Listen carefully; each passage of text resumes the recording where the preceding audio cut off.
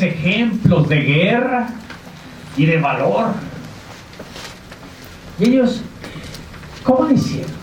¿En qué pensaban cuando trataban el tema de la formación del carácter?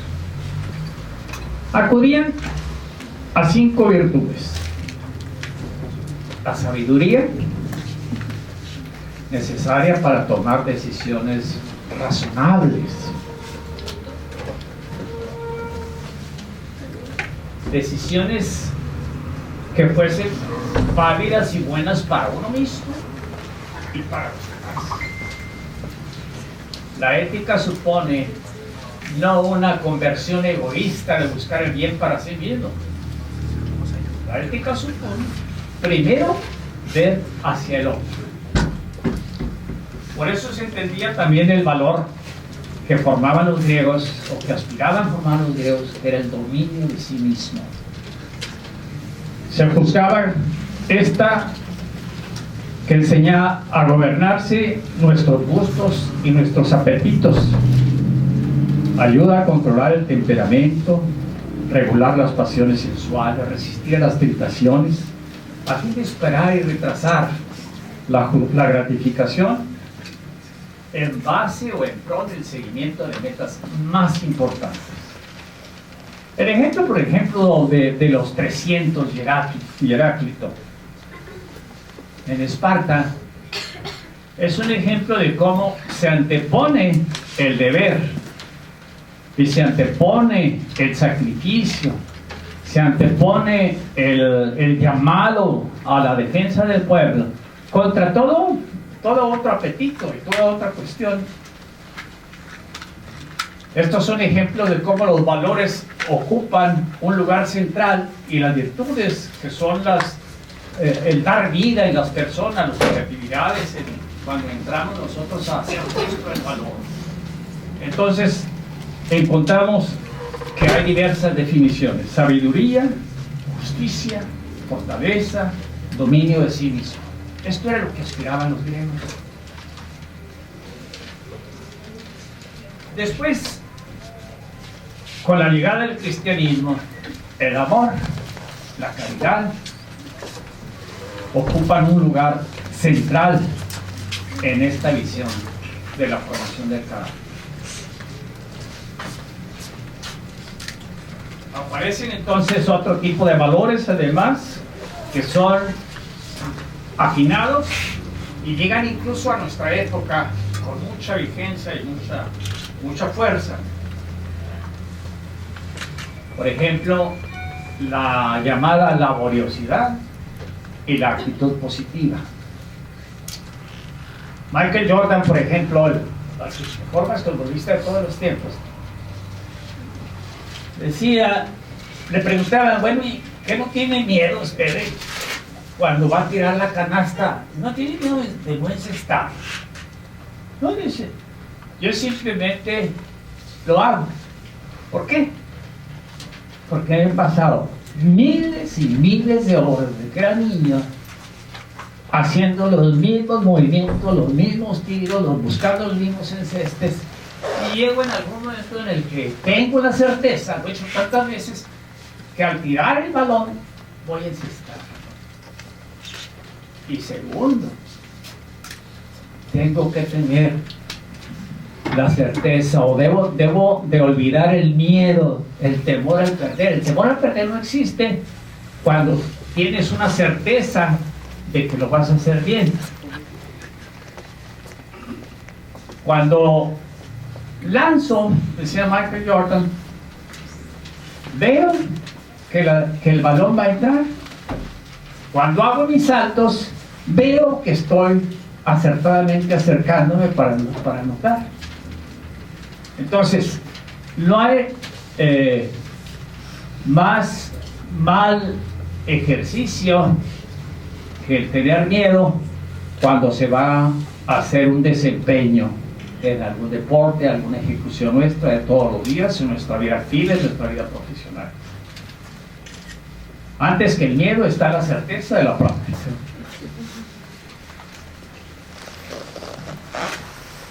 Otro pequeño cuentecito que nos describe, en el caso de México, ¿qué es lo que ha ocurrido? Dice, por ejemplo, el Códice Florentino narra la concepción que tenían los aztecas de la palabra de los viejos. La palabra de los viejos era un concepto en el cual se integraba toda la experiencia que había tenido en su andar este pueblo, y aspiraba en la formación en el carácter de sus nuevos vástagos de dos cosas: la forjación del rostro, así como los romanos hablaban de una persona, de una máscara en la cual se describía lo que la persona es. Así también los antiguos aztecas pensaban que era necesario primero hacer la formación del rostro. Ahorita vamos a ver qué significa todo esto. Y segundo, el corazón. Rostro y corazón. Había una ceremonia en la cual a los recién nacidos, vástagos, tenían los padres que hacer. Más o menos para que, digamos, voy a leerles unas partecitas de lo que el Códice Florentino nos dice de esta ceremonia. Habla, por ejemplo, el padre. En este caso es el de una niña. Aquí estás, mi hijita. Mi collar de piedras finas. Fíjense todas las formas tan exquisitas como que mi plumaje de quetzal, mi hechura humana, la nacida de mí. Tú eres mi sal, mi color, en ti está mi imagen. Ahora recibe, escucha, vives. Has nacido, te ha enviado a la tierra el Señor nuestro, el dueño del cerca y del junto, el hacedor de la gente, el inventor de los hombres. Ahora que miras ya por ti misma, date cuenta, aquí de este modo no hay alegría, no hay felicidad, hay angustia, preocupación, cansancio. Por aquí surge, crece el sufrimiento, la preocupación. Aquí en la tierra es lugar de mucho llanto, lugar donde se rinde el aliento, donde es bien conocida la amargura y el abatimiento.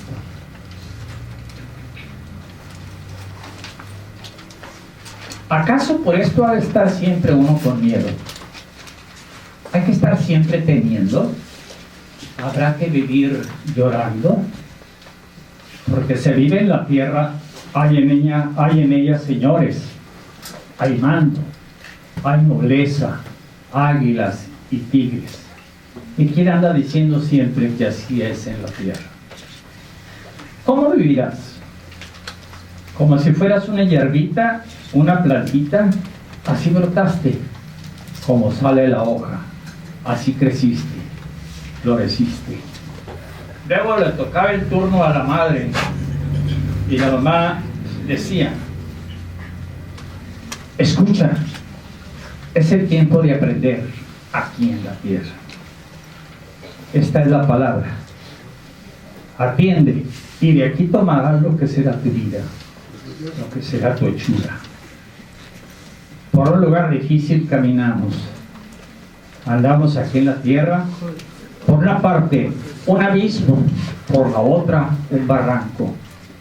Si no vas por el medio, el justo oye, caerás de un lado o del otro. Solo en medio se vive, solo en medio se anda. Hasta aquí ahorita en esta primera participación. Gracias. Y sobre la palabra del maestro.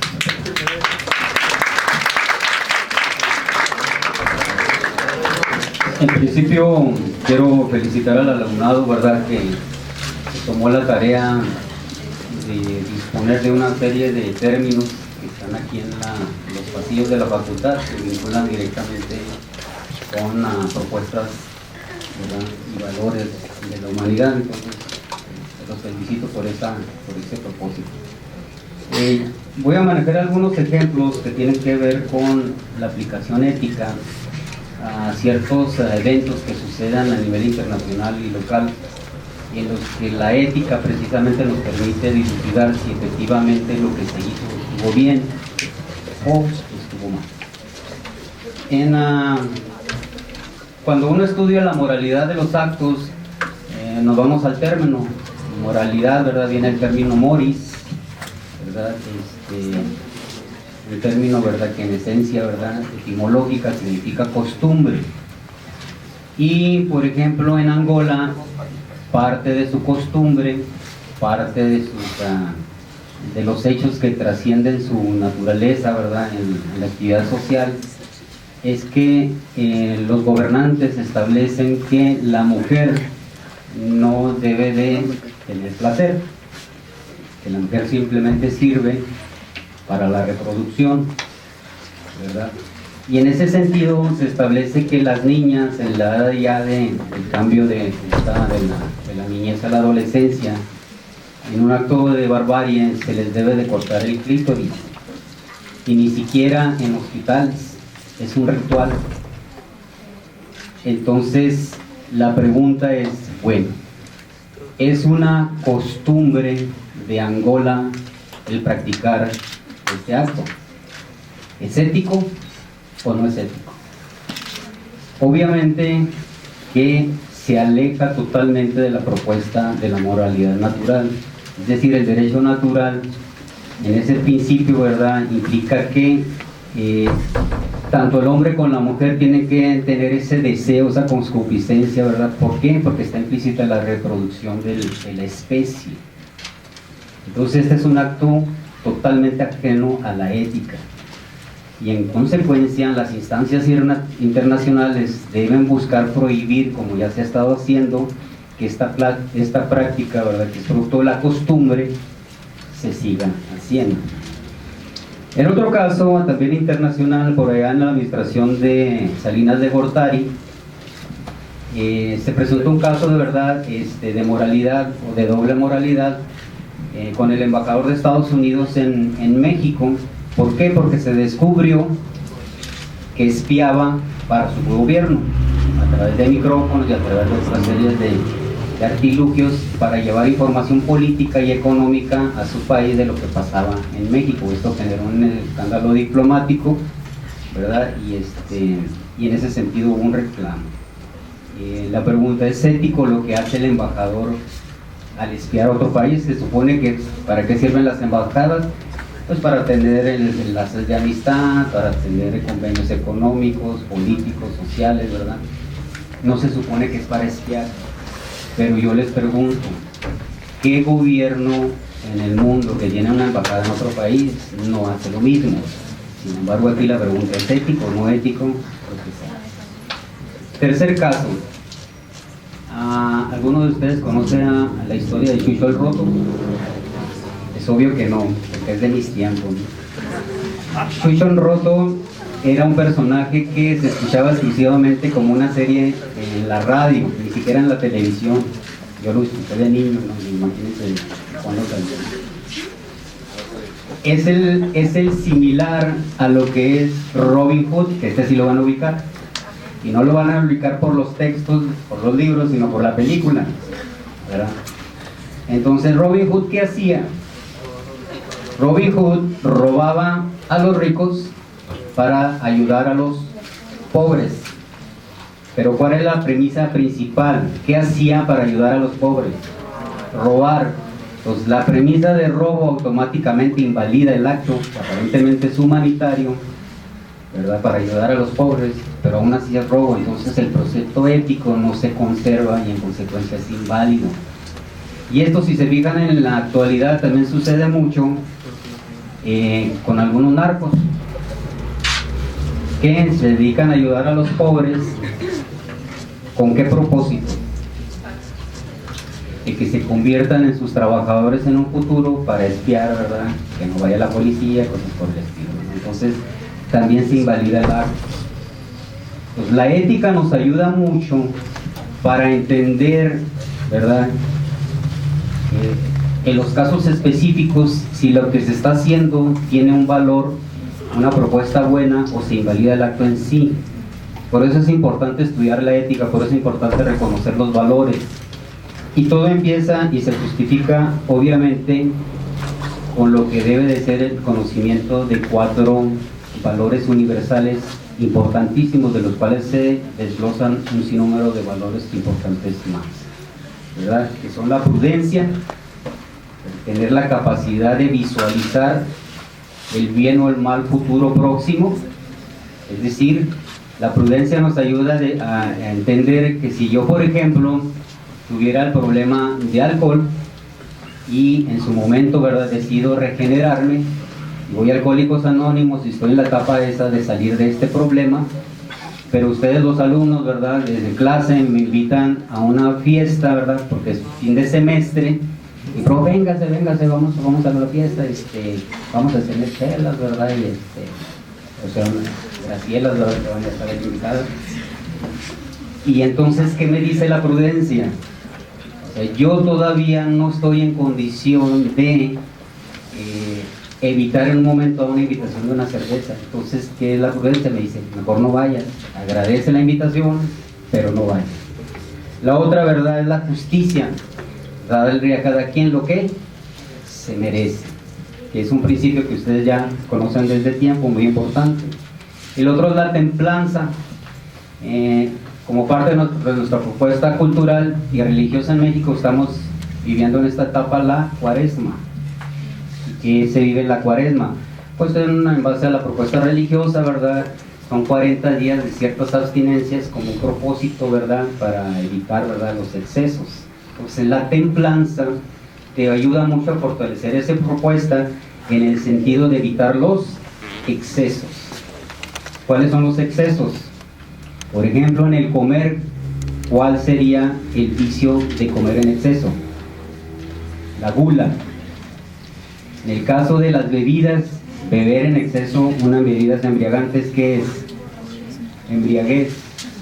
Correcto. Entonces, en cada una de las cosas existen excesos y tienen términos que las definen, y en consecuencia la templanza me ayuda, fortalecido por la voluntad, a evitar a llegar a esos excesos. Todo exceso es malo, todo exceso es nocivo para el ser humano y para su formación. Y finalmente está la fortaleza, en la que se ve inmiscuida obviamente la voluntad a través de la repetición de los actos. Lo decía el maestro Lastra, ¿verdad?, que un acto repetido continuamente se convierte en una fortaleza de la voluntad y en consecuencia puedes lograr lo que quieres. ¿Cómo se da una virtud? Acuérdense que el ser humano maneja vicios y virtudes. Los vicios son actos malos, las virtudes son actos buenos, pero ¿cómo se genera un hábito, ¿verdad?, virtuoso? Empieza desde la niñez. ¿Recuerdan ustedes cuando iban a kinder, a primaria? ¿Se acuerdan más o menos? Si su mamá los llevaba a la escuela antes de que sonara el timbre de entrada a la escuela, generalmente van a entender la tendencia de la puntualidad, porque se acostumbraron a levantarse temprano y a llegar temprano. Pero si su mamá o su papá los llegaban después del timbre y tenían a veces que tocar ahí a la reja para que el conserje los dejara entrar, en consecuencia, como es un infante, no entiende el propósito y va a entender que puntual es llegar tarde. Entonces se convierte en un vicio de puntualidad. Entonces estos 4 elementos son muy importantes para desarrollar las otras virtudes que a continuación, o en el transcurso, ¿verdad?, de lo que es la materia de ética, o lo que será el desarrollo por sus lecturas, van ustedes a considerar. Entonces, regreso el micrófono aquí al maestro Martínez.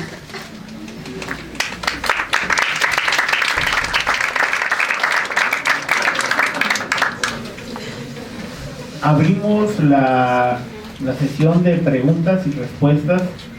¿Tienen alguna pregunta para los panelistas? No se amontonen. Nada más para cerrar, dado que están muy preguntones, quiero sí darles lectura a algunos puntos de lo que es la universidad para que entiendan el propósito de su estancia en ella. La universidad se concibe como un lugar importante para hacer avanzar las fronteras de la ciencia y del pensamiento. Ustedes vienen aquí a capacitarse para un futuro dentro del ámbito laboral profesional. El espacio donde se renueva el conocimiento y sus variadas formas y situaciones. El sitio donde se organiza el conocimiento para explicar, describir y comprender la realidad. Es un lugar para formar a los intelectuales, profesionales, profesores, científicos, administradores y futuros profesionistas. Es donde mejor se maneja el conocimiento para desarrollar las capacidades de los individuos y la creatividad y la investigación. Son centros de innovación, de creación y recreación del conocimiento. Son centros de organización y desarrollo de programas educativos. Son parte del motor del desarrollo económico de la ciudad, el estado y del país. Son polos de educación a lo largo de la vida. Son instrumentos de transmisión de la experiencia científica y cultural acumulada por la humanidad. Es la historia de la humanidad también. Es una entidad altamente politizada. Ustedes tienen que entender su propósito en ciencias políticas. Están en ciencias sociales, relaciones internacionales, ciencias de la comunicación y administración pública. Pero son entes que deben de vincularse estrechamente con la política. ¿Y qué es la política? La búsqueda del bien común. ¿Correcto? Y finalmente dice, son a las instituciones que tienen una función social dentro de ella y ponen su autonomía al servicio del debate sobre los grandes problemas éticos y científicos del momento. Ustedes deben de convertirse en personas altamente críticas, no criticones, críticas. ¿Qué es una persona crítica? Es una persona que tiene altos conocimientos sobre diferentes disciplinas y que sabe en su momento, ¿verdad?, dilucidar un tema que está en el exterior, en la realidad, y definir si lo que se está pasando tiene solución o no tiene solución, o se puede debatir. Hay muchos temas en la actualidad que son debatibles. Ustedes tienen que ser críticos de lo que está pasando, de lo que pasa en el país, de lo que está pasando a nivel internacional. Un internacionalista que no domine la geografía política, que no domine, ¿verdad?, lo que está pasando a nivel internacional y que no se inmiscuya en eso, no va a pasar de ser un egresado. Un comunicador que no domine idiomas, que no comunique con capacidad, ¿verdad?, de dicción, de vocabulario, lo que se debe de expresar, y que sea objetivo en la comunicación, no va a pasar de ser un egresado. Y un administrador público que no se inmiscuya directamente en las propuestas y las teorías políticas y critique lo que ahorita se hace en política para beneficio de México, no va a pasar de ser un egresado. Visualícense. Y un mensaje final: visualícense como competencia unos a otros. ¿Qué hay? 70 alumnos ahorita. ¿Cuántos de ustedes van a competir por un espacio laboral saliendo, egresando en 8 semestres? Todos, esperemos que todos en el mismo sintonía. Pero ¿cuántos van a agarrar trabajo? Solamente los más competentes y los que dentro de su currícula tengan un perfil ético y moral reconocido. Entonces, aplíquense, muchachos, ¿verdad? Y yo les deseo mucho éxito.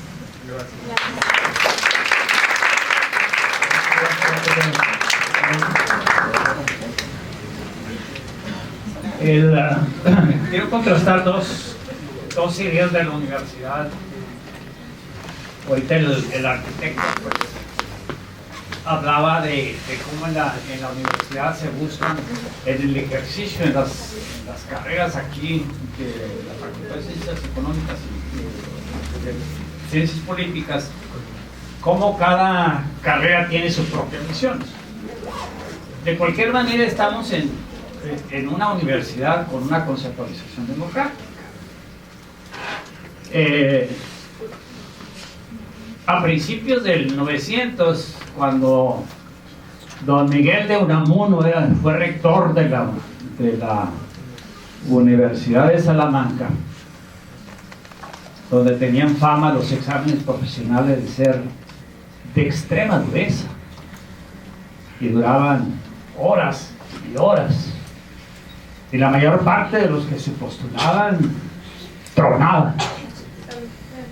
Sin embargo, cuando uno de los postulantes era aprobado, había fanfarrias y campanas y tenía que recorrer el postulante exitoso todo un camino para llegar al lugar donde se hacía la celebración, lleno de ruidos y gritos y entusiasma participación de toda la comunidad universitaria. Mandó don Miguel de Unamuno grabar en el pórtico de la Universidad de Salamanca una frase que describe la concepción de la idea en aquel entonces de lo que era la universidad, y decía: lo que natura no da, Salamanca no lo presta. Es decir, aquí tiene éxito y triunfa el que trae desde el nacimiento el talento, la capacidad, el genio. Esos son los que triunfadores. Pero ¿qué ocurría con todos aquellos que se habían quedado en el camino? Contrasta esta visión con lo que, igual, una grabación en el pórtico de la entrada de una universidad de enseñanza media norteamericana, y que reflejo de la manera de pensar más liberal y democrática de lo que es la formación universitaria.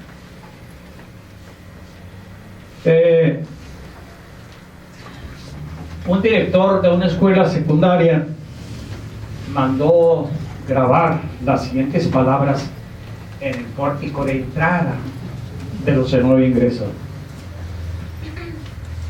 cuida de tus pensamientos, porque tus pensamientos se vuelven palabras. Cuida de tus palabras, porque tus palabras se vuelven tus actos. Cuida de tus actos, porque tus actos se vuelven hábitos. Cuida de tus hábitos, porque tus hábitos se vuelven carácter. Cuida de tu carácter, porque tu carácter se vuelve tu destino.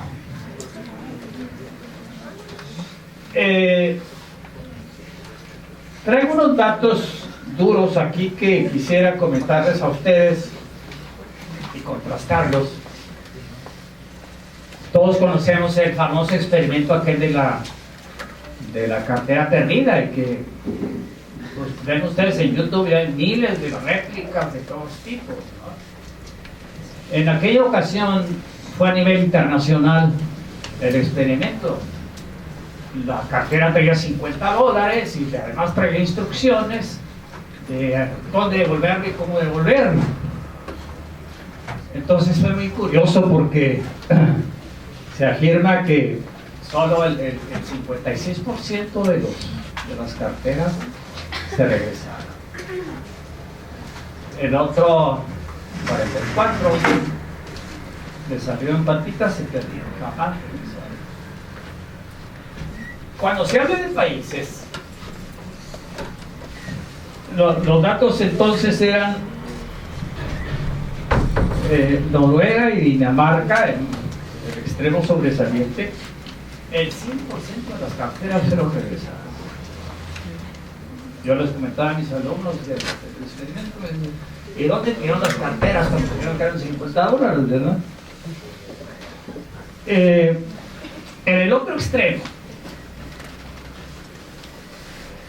está Suiza, por el 35% de las carteras, el otro 65% se perdieron. Hong Kong, un 30%, el otro 70% se perdieron. Y adivinen qué país solo regresó el 21% de las carteras. Su nombre empieza con M, no es Malasia, no es tampoco Madagascar. Que cuestiona esto seriamente nuestros procesos educativos y la formación de nuestro carácter. Respecto a conductas tan normales en nosotros, por ejemplo con los exámenes, en otros países 3 de cada 4 estudiantes admiten haber hecho trampa.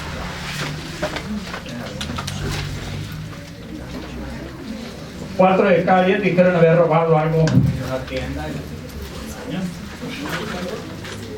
Y 4 de cada 10 están dispuestos a mentir con tal de conseguir un buen trabajo.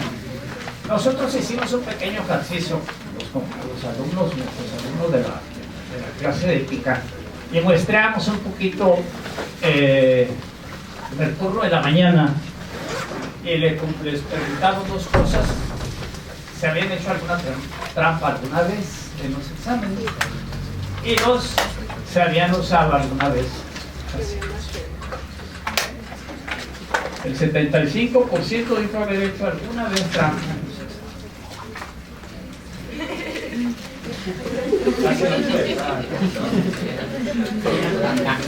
El 35% dijo, 35%. Haber consumido droga alguna vez.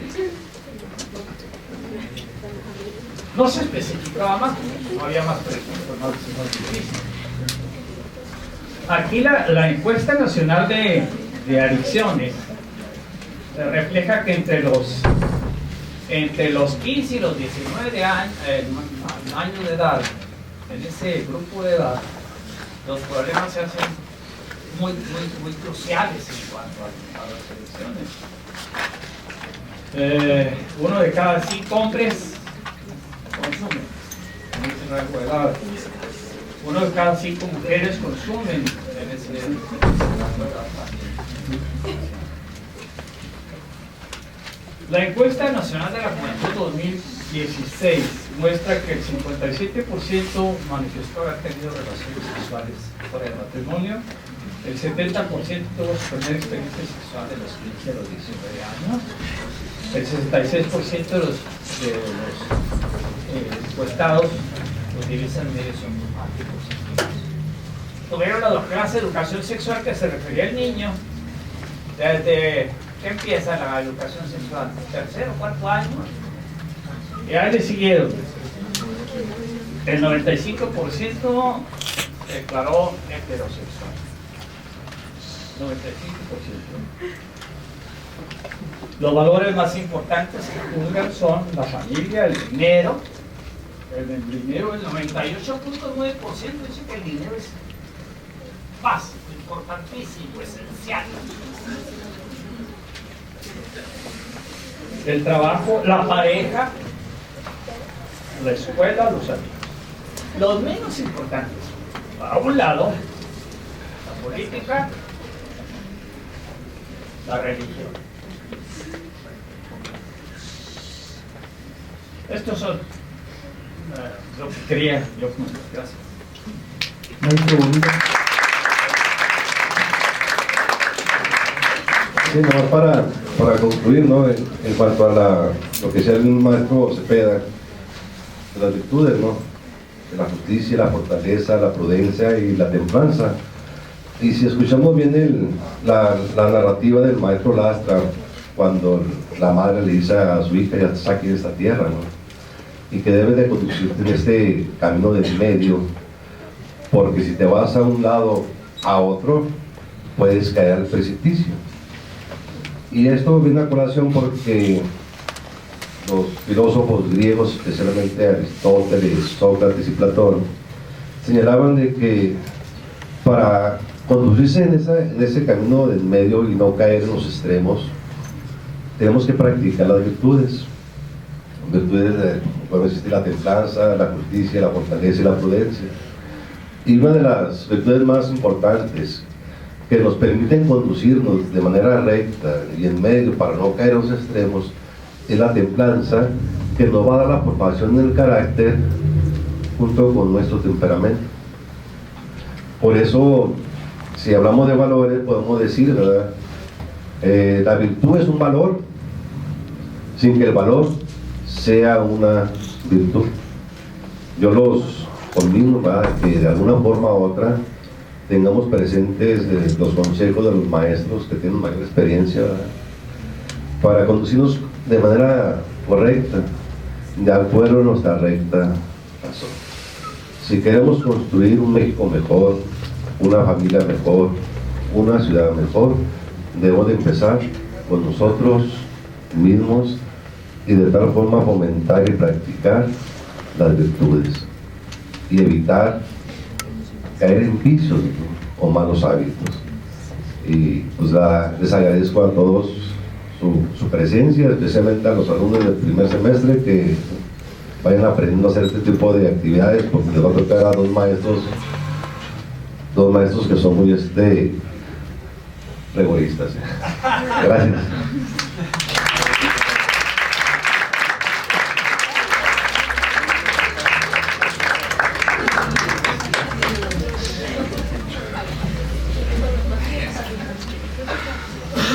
Bueno, si quieren preguntas. Ok, sí, ahora hermano, bueno, empezar a pasar el micrófono. Quisiera saber cuál es su opinión. Supongo que a lo largo de su estancia aquí en la institución han pasado por algunas clases. No sé si se hayan dado cuenta o a lo mejor que se hayan perdido los valores entre los alumnos a lo largo del tiempo. Ustedes como maestros, a lo mejor sí notaron que se han perdido o a lo mejor no, que quieren reforzar. Quisiera saber cuál es su opinión acerca de eso. Los valores nunca se pierden, el que se pierde es uno, pues.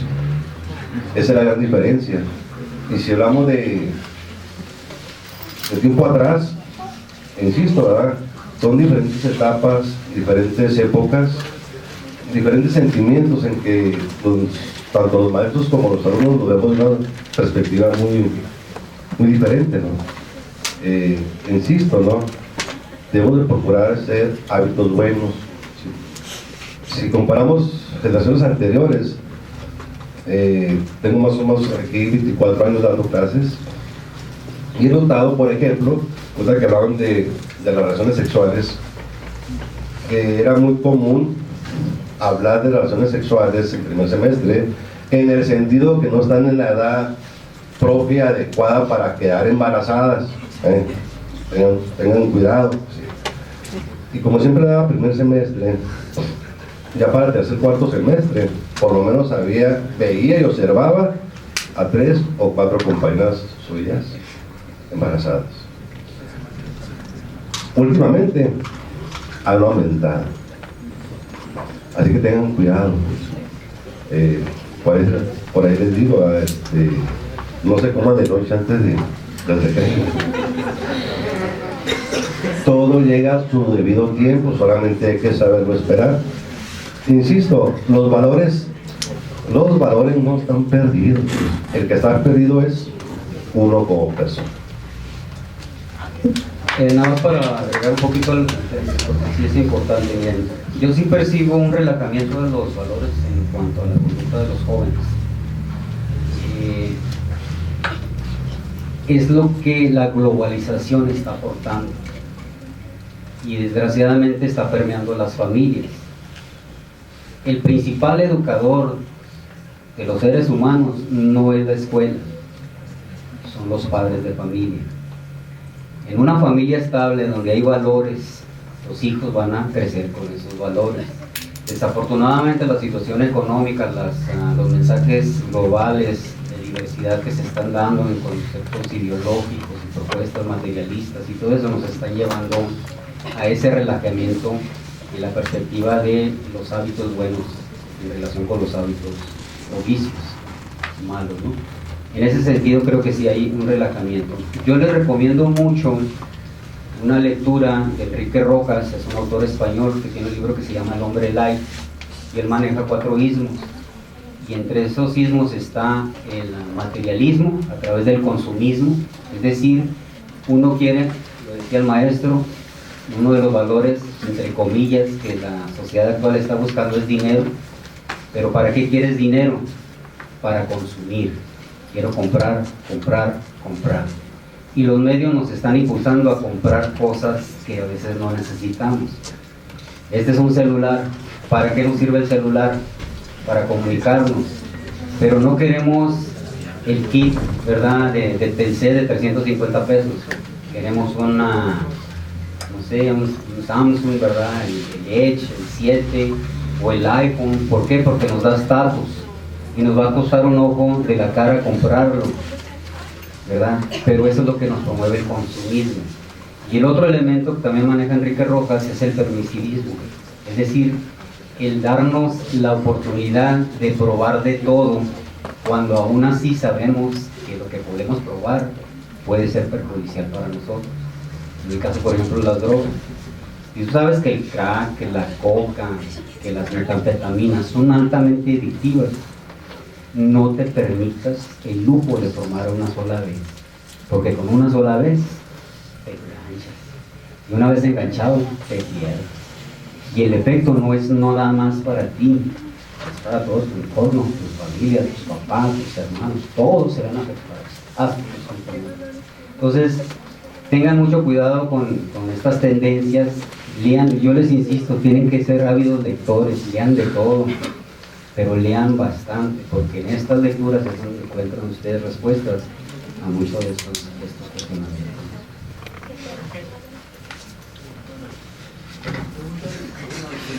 Similar, pero más bien fuera de la escuela, ya como sociedad, ¿hacia dónde creen ustedes que vamos? La cuestión de que están pasando muchas cosas que están siendo muy difíciles, ¿no?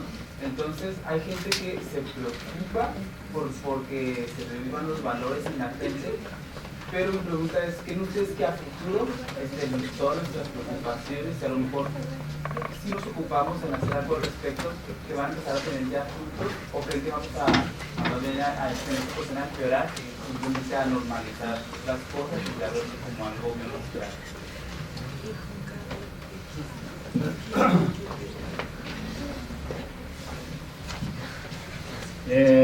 Si entiendo bien la pregunta, es un poco la visión que pudiera uno tener o ofrecer de lo que sea el mundo futuro o nuestra sociedad futura en relación a los problemas éticos.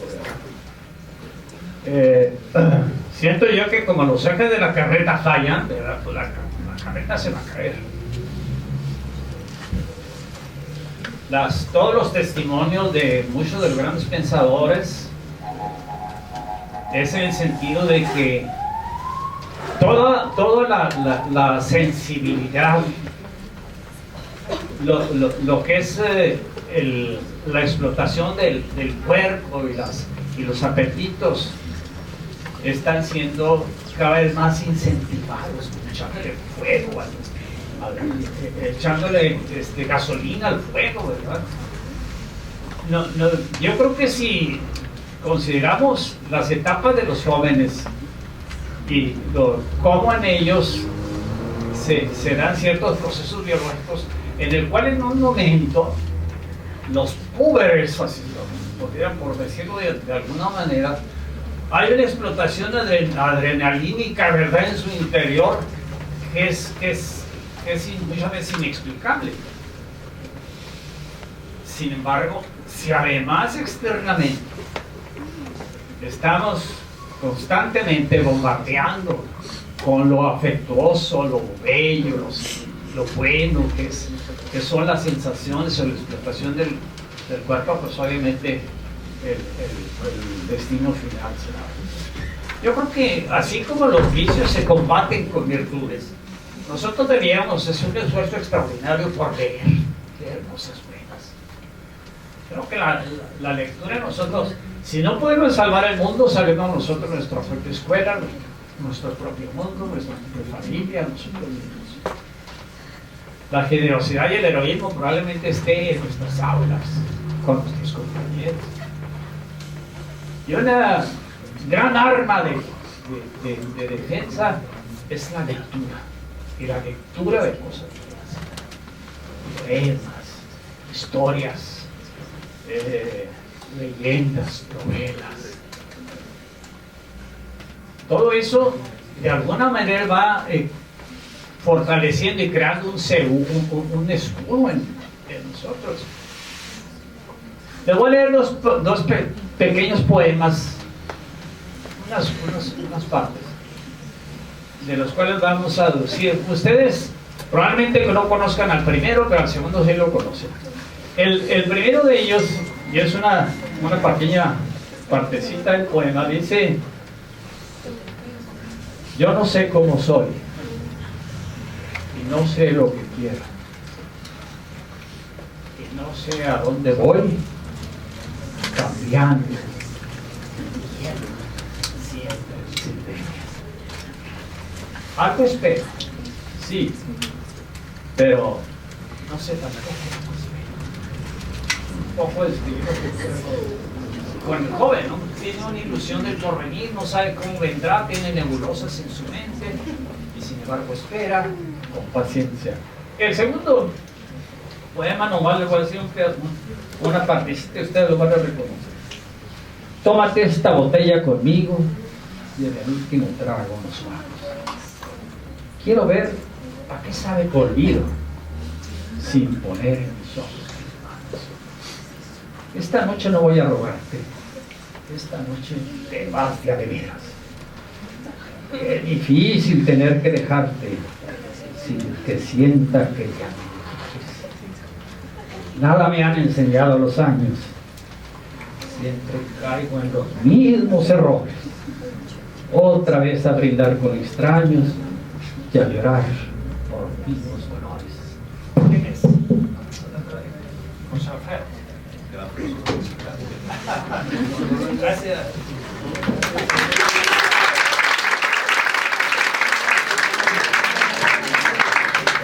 Sí, adelante. Ustedes